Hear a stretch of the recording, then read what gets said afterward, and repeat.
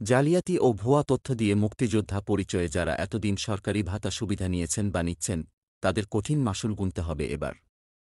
সেই ভাতা সুদে আসলে ফেরত নেবে সরকার।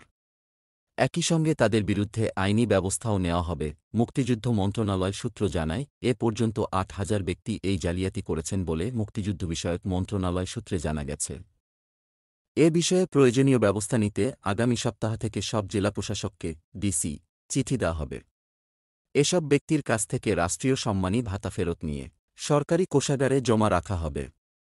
এ বিষয়ে সরকারি পাওনা আদায় আইন ১৯১৩ অনুযায়ী ব্যবস্থা নেবে মন্ত্রণালয়। বুধবার এ বিষয়ে জানতে চাইলে মুক্তিযুদ্ধ বিষয়ক মন্ত্রী আ.ক.ম মোজাম্মেল হক যুগান্তরকে বলেন, ১২ জুন সংসদীয় স্থায়ী কমিটির বৈঠক থেকে সরকারি ভাতা সুদে আসলে ফেরত নেওয়ার পরামর্শ, সুপারিশ ও সিদ্ধান্ত এসেছে।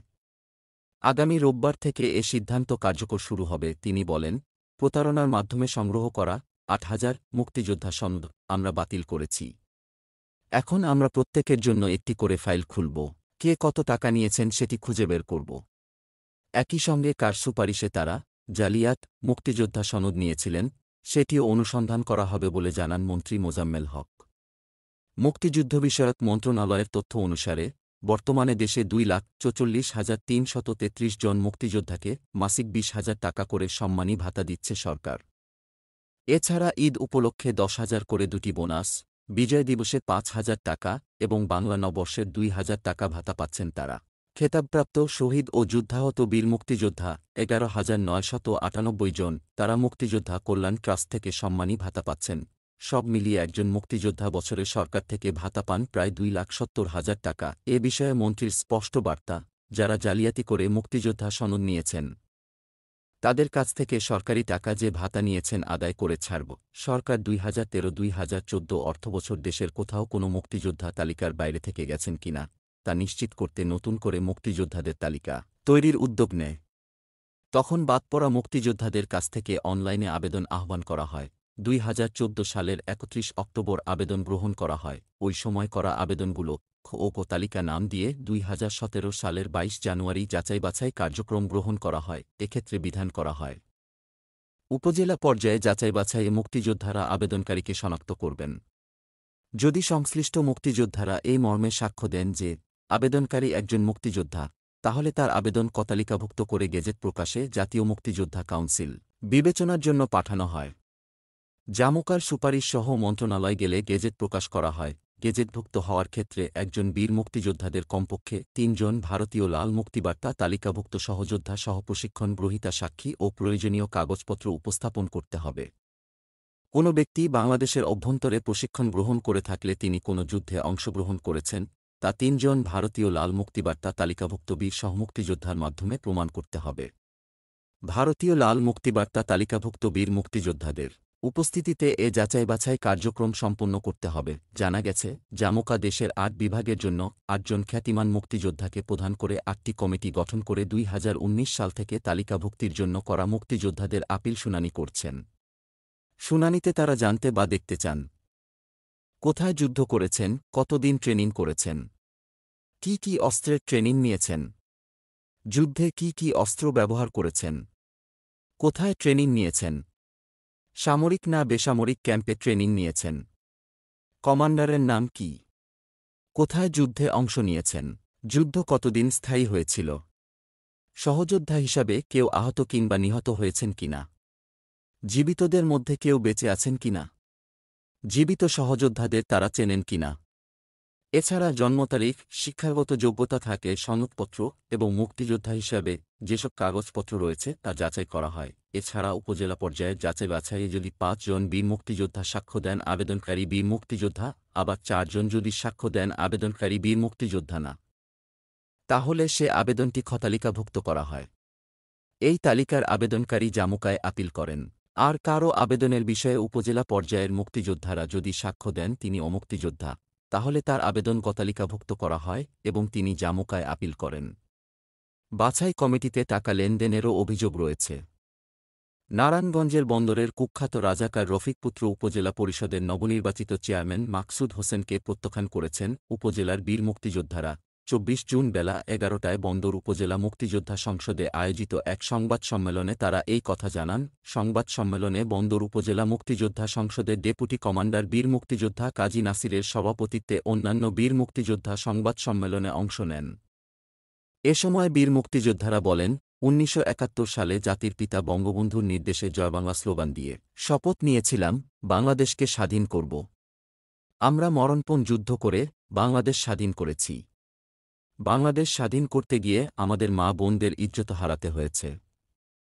শহীদ হয়েছে ৩০ লাখ মানুষ, যাদের রক্তের বিনিময়ে অর্জিত এই স্বাধীন বাংলাদেশ। যারা বাংলাদেশের স্বাধীনতা বিরোধী সেই কুখ্যাত রাজাকার ও তাদের দোসরদের আমরা ঘৃণা করি। আমরা তাদের কোনো প্রকার ছাড় দিতে পারি না সেই বীর মুক্তিযোদ্ধাদের রক্তের সাথে বেইমানি করতে। এজন্য আমরা বন্দর উপজেলা মুক্তিযোদ্ধা সংসদ কমান্ডের পক্ষ থেকে আপনাদের মাধ্যমে ঘোষণা করছি, স্বাধীনতা বিরোধী চক্র ও রাজকারের সন্তানকে ছাড় দেব না, আমরা শক্ত হাতে তা প্রতিহত করব। তারা আরও বলেন, গত ৮ মে বন্দর উপজেলা নির্বাচনে ১৯৭১ সালে দেশদ্রোহী সেই কুখ্যাত রাজাকার রফিকপুত্র মাকসুদ হোসেন টাকার জোরে বন্দর উপজেলার চেয়ারম্যান নির্বাচিত হয়েছে। আমরা বীর মুক্তিযোদ্ধারা তা কোনো প্রকারেই মেনে নিতে পারব না। সদ্য নির্বাচিত উপজেলা চেয়ারম্যানের পিতা কুখ্যাত রাজাকার রফিক স্বাধীনতাযুদ্ধ চলাকালীন সময় পাকিস্তানি হানাদার বাহিনীদের নিয়ে বীর মুক্তিযোদ্ধা আব্দুল আজিজকে হত্যা করে। শুধু তাই নয়, ধামগড় ও মুছাপুরে বিভিন্ন সাধারণ মানুষের বাড়িঘরে অগ্নিসংযোগ সহ লুটপাট করে, যা সেই সময়ে সে এলাকায় ত্রাসের রাজত্ব কায়েম করে রেখেছিল। মাকসুদ হোসেনকে প্রত্যাখ্যান জানিয়ে তারা বলেন, বাংলাদেশ স্বাধীন হওয়ার পর বীর মুক্তিযোদ্ধা আলাউদ্দিন সহ নিরীহ লোকদের অকাতরে হত্যা করে। সেই বর্বর ও কুখ্যাত খুনি রাজাকার রফিকের পুত্র মাকসুদকে বন্দর উপজেলা চেয়ারম্যান হিসাবে প্রত্যাখ্যান করছি। গত ১২ জুন সে উপজেলার দায়িত্ব নেয়ার সময় বন্দর উপজেলার বীর মুক্তিযোদ্ধারা তাকে বয়কট করেছে। বন্দর উপজেলা মুক্তিযোদ্ধা কমান্ডের সভায় বীর মুক্তিযোদ্ধাদের সর্বসম্মতিক্রমে সিদ্ধান্ত নেওয়া হয়, আমরা রাজাকার পুত্রের সকল অনুষ্ঠান বয়কট করলাম। মৌলভীবাজার পৌর শহরের চাঁদনীঘাট ব্রিজ সংলগ্ন মুক্তিযোদ্ধা কমপ্লেক্স ও শিশু কানুন হাই স্কুলের পাশে চলছে হরিজন সম্প্রদায়ের এক ব্যক্তির জমজমাট মাদক ব্যবসা, যার মারাত্মক প্রভাব পড়েছে মুক্তিযোদ্ধা কমপ্লেক্স ও শিশু কানুন হাই স্কুলের কোমলমতি শিক্ষার্থীদের উপর। স্কুলের কোমলমতি শিক্ষার্থী, শিক্ষক শিক্ষিকা ও আশপাশে বসবাসকারী পথচারীরা মাতালদের আনাগোনা আর মাদকের গন্ধে নাকে ধরে এলাকা দিয়ে যাতায়াত করছেন। আর রাতারাতি মাদক ব্যবসা করে কোটিপতি হয়েছেন হরিজন সম্প্রদায়ের জসিম ওরফে প্রদীপ ভাস্কর। জসিম ওরফে প্রদীপের ঘরে প্রায়ই বসে চেয়ার টেবিল দিয়ে মাদকের আসর। সূত্র বলছে, পিতা রামরূপ ভাস্কর ও মাতা লিলিয়া ভাস্করের ছেলে কুমিল্লায় জন্ম নেয়া জসিম ভাস্কর ২০০৯ সালে মামা মুন্নার মৌলভীবাজার বাসায় আসে। ২০১০ সালের শেষের দিকে জসিম নাম পরিবর্তন করে নাম রাখা হয় প্রদীপ। মৌলভীবাজার পৌরসভার ১ নং ওয়ার্ডের বাসিন্দা দেখিয়ে নির্বাচন অফিসে গিয়ে ভোট তুলে হয়ে যায় পৌরসভার ভোটার। সেই ভোটার আইডি কার্ড দিয়ে স্বাস্থ্য কমপ্লেক্সে সরকারি চাকরির আবেদন করলে তার চাকরি হয় পরিষ্কার পরিচ্ছন্ন কর্মী হিসেবে। মৌলভীবাজার থেকে যোগদান করেন কুলাউড়া স্বাস্থ্য কমপ্লেক্সে। চাকরির ১ বছর নিয়মিত মৌলভীবাজার থেকে যাতায়াত করলেও পরের বছর থেকে মাসে ১৫ দিনে একদিন কর্মক্ষেত্রে যান এবং ১৫ দিনের স্বাক্ষর একদিনে করেন। এ বিষয়ে নাম প্রকাশে অনিচ্ছুক স্বাস্থ্য কমপ্লেক্সের কয়েকজন বলেন, প্রদীপের সাথে এ বিষয়ে কথা বললে সে আমাদের হুমকি ধামকি দেয় এবং বলে আমাদের মত দিয়ে পুলিশের কাছে তুলে দিবে। তার সাথে পুলিশের শক্তি আছে। প্রদীপের জন্মস্থান কুমিল্লার সুইপার কলোনির হরিজন সম্প্রদায়ের কয়েকজন বলেন, প্রদীপকে আমরা চিনি না। আপনি যে ছবি দেখিয়েছেন সে হল্লে জসিম। তার বাবার জসিমের বড় বোন পাইলিয়া ভাস্কর মৌলভীবাজার পুরাতন হাসপাতালের ভিতরে কোয়ার্টারে থাকেন অবৈধভাবে। কর্তৃপক্ষ কোনো ব্যবস্থা নিচ্ছে না এবং বোন পাইলিয়ার বাসায় নেশার বিভিন্ন জিনিস রাখে, যা প্রশাসনের নজরে আছে। কিন্তু জসিমের টাকার শক্তির কাছে অনেকে কাবু। প্রায় ৩ বছর আগে জসিমের পিসির ঘরের ভাই কানাইয়া ভাস্কর জসিমের মাদক নিয়ে তার ঘরে ধরা খায়। সেই সময় তাকে জেল হাজতে নিয়ে গেলে কয়েকদিন পরে কানাইয়া জেল হাজতে মারা যায়। এ বিষয়ে সাবেক মুক্তিযোদ্ধা কমান্ডার জামাল উদ্দিন আহমদ বলেন, মৌলভীবাজার পৌরসভার ভিতরে প্রকাশ্যে মদ গাঁজা সহ নেশার জিনিস বিক্রি করে, এটা নিয়ে কেউ কথা বলে না। জসিম একটা আবর্জনা, তাকে পুলিশে কেন এখান থেকে সরায় না বুঝতে পারছি না। এটা তো তার বাড়ি না, আর যার বাসায় থাকে সেই বাসাও তাদের না। এই জায়গা হল সড়ক ও জনপথ এবং পানি উন্নয়ন বোর্ডের। এটা নিয়ে আমরা মামলা করেছি, আদালত আমাদের পক্ষ রায় দিয়েছে। তাই আমরা মুক্তিযোদ্ধার পক্ষ থেকে বলছি এবং প্রশাসনকে অনুরোধ করছি, আপনার এইখান থেকে জসিম নামের আবর্জনাকে পরিষ্কার করেন। এলাকার সামাজিক সচেতন সংগঠনের সাধারণ সম্পাদক রাজা মিয়া বলেন, আমাদের এলাকার পরিবেশ নষ্ট করছে, এলাকার যুব সমাজ নষ্ট করছে। তাই জসিমকে এইখান থেকে সরাতে হবে। এই জন্য আমরা এলাকার সবার কাছ থেকে গণস্বাক্ষর নিচ্ছি তার বিরুদ্ধে ব্যবস্থা নেয়ার জন্য। ৭ নং চাঁদনীঘাট ইউনিয়নের ৩ নং ওয়ার্ডের মেম্বার সাদেক আলী বলেন, স্কুলের পাশে প্রকাশ্যে মাদক বিক্রি হচ্ছে, প্রশাসনকে বিষয়টি গুরুত্ব দিয়ে দেখা উচিত।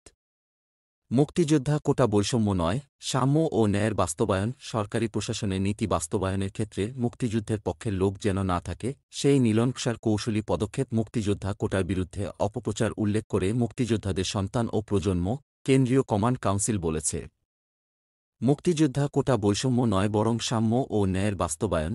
বুধবার রাজধানীর জাতীয় প্রেসক্লাবে মাওলানা আকরাম খাঁ মিলনায়তনে মুক্তিযোদ্ধার সন্তান ও প্রজন্ম কেন্দ্রীয় কমান্ড কাউন্সিলের আয়োজনে মুক্তিযোদ্ধা কোটা পুনর্বহাল, অপচার ও বাস্তবতা শীর্ষক এক সংবাদ সম্মেলনে এসব কথা বলা হয়। সংবাদ সম্মেলনে লিখিত বক্তব্য পাঠ করেন মুক্তিযোদ্ধাদের সন্তান ও প্রজন্ম কেন্দ্রীয় কমান্ড কাউন্সিলের সভাপতি ও কোটার পক্ষে রিটকারী ওহিদুল ইসলাম তুষার। তিনি বলেন, মুক্তিযোদ্ধা কোটা পুনর্বহালের আদালতের রায়ের বিরুদ্ধে ভুল তথ্য, গুজব প্রচার করছে স্বাধীনতাবিরোধী চক্র, যা আদালত অবমাননা ও ফৌজদারি অপরাধ। সংবাদ সম্মেলনে লিখিত বক্তব্যে বলা হয়, কোটা প্রথা কোনো বৈষম্য নয় বরং বৈষম্য দূরীভূত করে ন্যায্যতা ও সাম্য সৃষ্টি করে, যা সাংবিধানিকভাবে স্বীকৃত। ১৯৭৫ থেকে ১৯৯৬ পর্যন্ত যে শাসনকাল, সে সময় মুক্তিযোদ্ধা সন্তান নিগৃহীত ও বঞ্চিত হয়েছে রাষ্ট্রীয় সব ক্ষেত্র থেকে, যা তাদের সামাজিক, রাজনৈতিক এবং অর্থনৈতিকভাবেও মেধা থাকা সত্ত্বেও পিছিয়ে রেখেছে। ৯৬ থেকে ২০০১ সালে সরকারের আন্তরিকতা সত্ত্বেও প্রশাসনে স্বাধীনতা বিরোধীদের আধিক্য মুক্তিযোদ্ধাদের কোটা সুবিধা প্রাপ্তিতে বাধা হয়ে দাঁড়ায়। আর সে কারণেই মুক্তিযোদ্ধাদের দ্বিতীয় প্রজন্ম সেই কোটা সুবিধার বিস্তৃতি যৌক্তিক। এইসব অপচারের বিরুদ্ধে মুক্তিযোদ্ধাদের সন্তান ও প্রজন্ম কেন্দ্রীয় কমান্ড কাউন্সিল ধারাবাহিক কর্মসূচি পালন করবে বলেও সংবাদ সম্মেলন জানানো হয়। সংবাদ সম্মেলনে এ সময় আরও উপস্থিত ছিলেন মুক্তিযোদ্ধা Jamal Uddin, Bangladesh online activist forum BOAF সভাপতি কবির চৌধুরী তন্ময়, সংবাদকর্মী ও অ্যাক্টিভিস্ট হাসান আহমেদ সহ আরও অনেকে।